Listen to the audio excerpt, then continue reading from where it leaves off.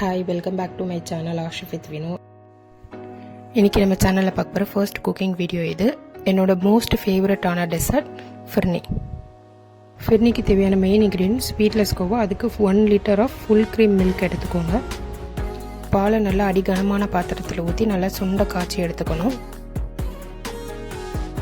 இந்த அளவுக்கு திக் பேஸ்ட்டாக வரும்போது சிம்மில் வச்சு நல்லா கலரி கொடுத்துட்டே இருங்க. பாலோட கன்சிஸ்டன்சி நல்லா பால்கோவா கன்சிஸ்டன்சிக்கு வரும். இதுதான் ஸ்வீட்லெஸ் கோவாவோட கன்சிஸ்டன்சி. இந்த கன்சிஸ்டன்சி வந்த உடனே ஸ்டவ் ஆஃப் பண்ணிவிட்டு இதை ஒரு பவுலுக்கு ட்ரான்ஸ்ஃபர் பண்ணி வச்சிடலாம். 50 கிராம் பாதாமை நல்லா சுடு தண்ணி போட்டு ஒரு 10 மினிட்ஸ் ஊற வச்சுருக்கேன். இதை தொட்டவுடனே அதோட தோல் நல்லா பீல் ஆகி வரும். அந்த அளவுக்கு இதை வச்சுட்டு இருந்தால் போதும். இந்த பாதாமை மிக்ஸி ஜாரில் போட்டு ஒரு 2 பல்ஸ் விட்டு கொரன்னு அரைச்சி எடுத்து வச்சுக்கணும்.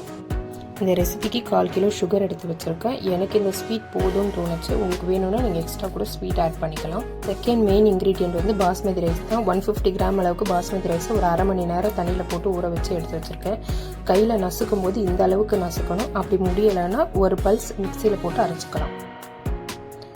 5 ஏலக்காய் தான் தேவைப்படும். 5 ஏலக்காவையும் எடுத்து நல்லா கல்லில் போட்டு ஒன்றும் பாதியமாக நசுக்கி எடுத்து வச்சுக்கோங்க.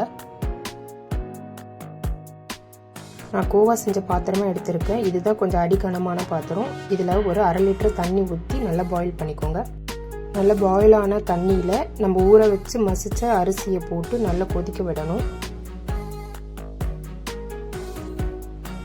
அரிசி போட்டு ஒரு 10 மினிட்ஸ்க்கு அப்புறமா நம்ம பால் ஆட் பண்ணிக்கணும். நான் டைரெக்டாக பால் ஊற்றிக்கிட்டேன். உங்களுக்கு வேணும்னா நீங்கள் காய்ச்சி ஆற வச்ச பாலை கூட ஊற்றிக்கலாம். அதுக்கப்புறம் நசுக்குன்னு 5 ஏலக்காவையும் தூக்கி போட்டுக்கோங்க. ஒரு 10 to 20 மினிட்ஸ் நல்லா கொதிக்கணும். அப்பப்போ கலரி விட்டுட்டே இருங்க. அரிசின்றதுனால அடிப்பிடிக்க நிறைய சான்ஸ் இருக்குது.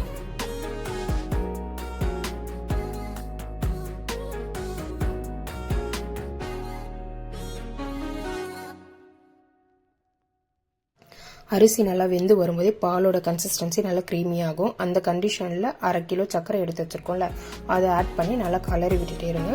சர்க்கரை கரையிற அளவுக்கு போதும்.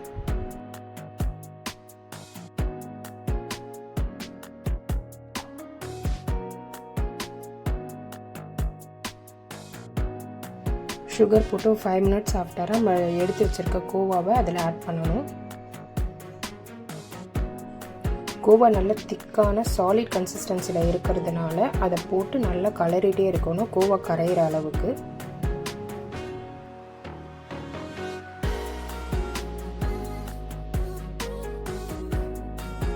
கோவாவை போட்ட உடனே நல்ல ஒரு ஃப்ளேவர்ஃபுல்லான ஒரு க்ரீமியான ஒரு கன்சிஸ்டன்சி அதுக்கு வந்துடும்.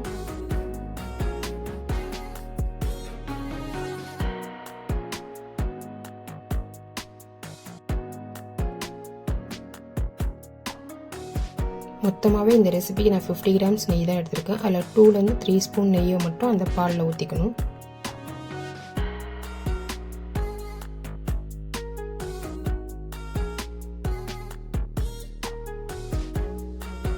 முந்திரி 10 திராட்சையை மட்டும் எடுத்து தனியாக வச்சுக்கோங்க.